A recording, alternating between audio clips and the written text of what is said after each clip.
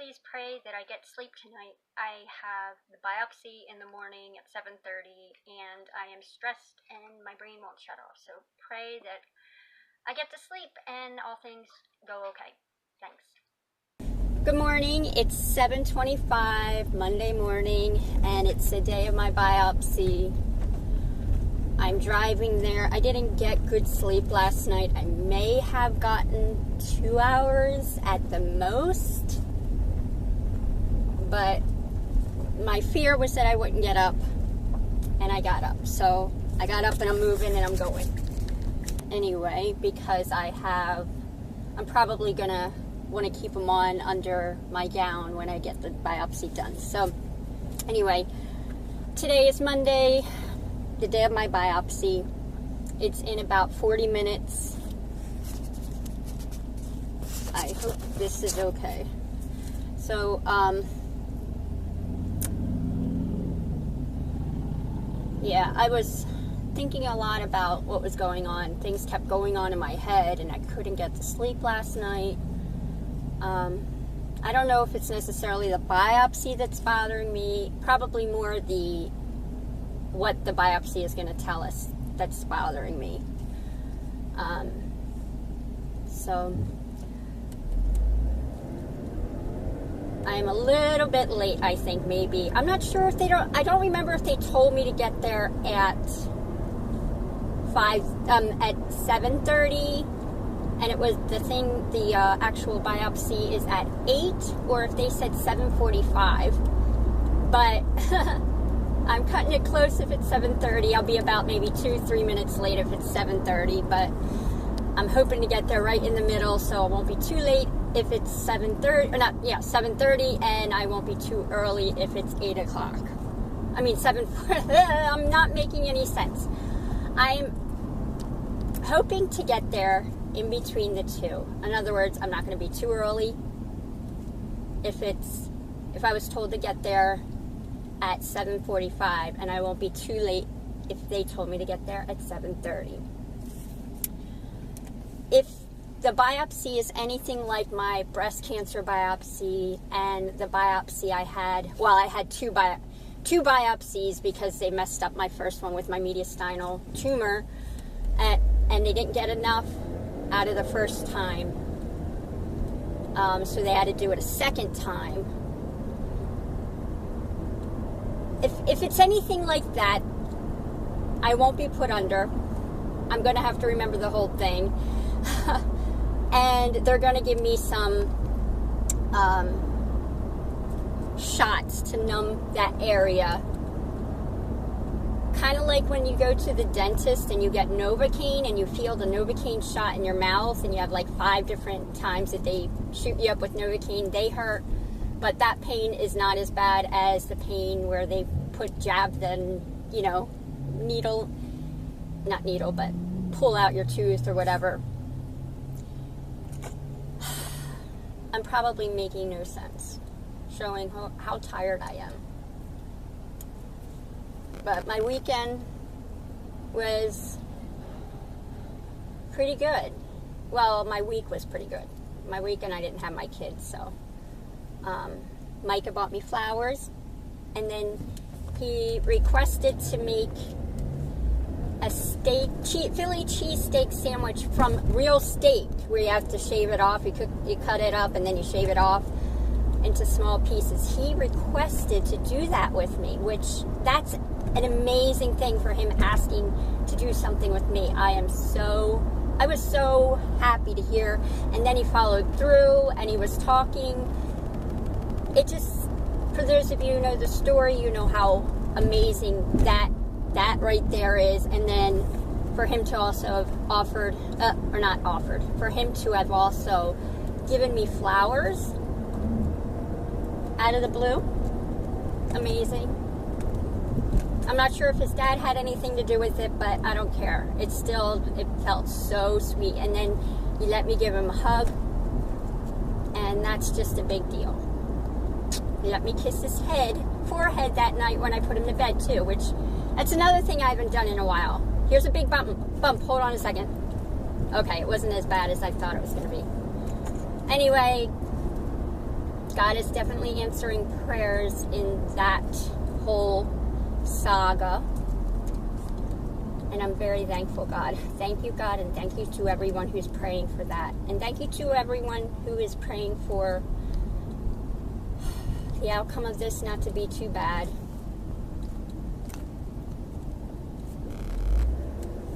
I honestly think it's probably my mediastinal tumor again. I don't know. I have this weird feeling that it's still just another mediastinal tumor. Not mediastinal tumor. Melanoma tumor. A melanoma. Bleh. Okay. Let's try that from the start again. I am having a weird feeling that I really think it is, the tumor is actually my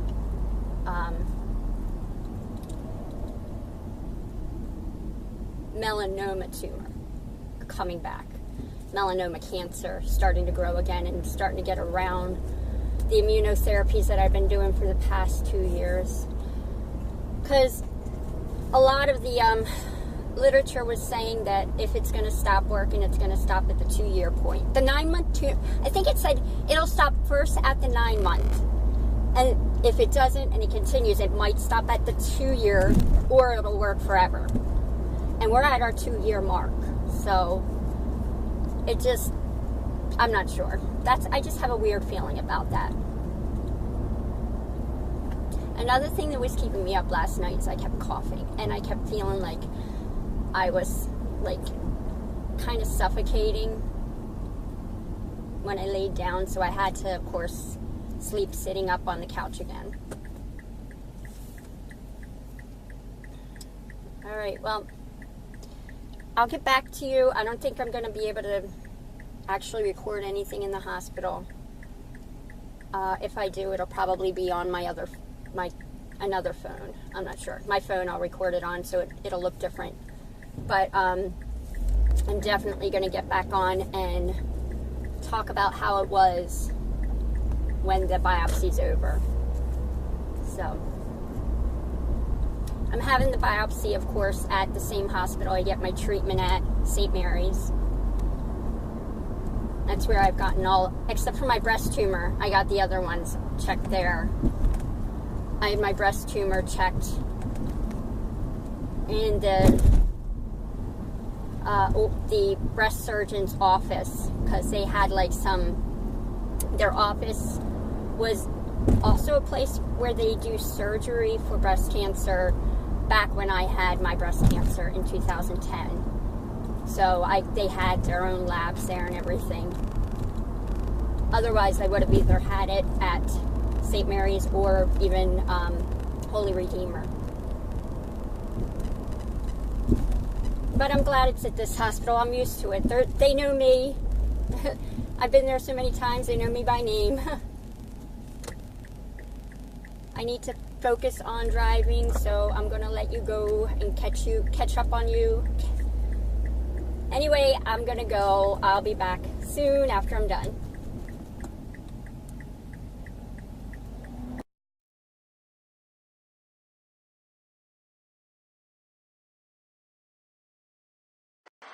Hey, I'm at the hospital, St. Mary's. I don't know if I just put the sun in your eyes. Anyway, it's my biopsy day. Just pray everything goes okay. Bye.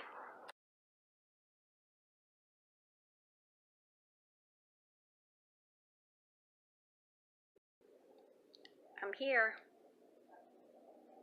That's where I'll be at. Here I go. Pray for me. Thanks.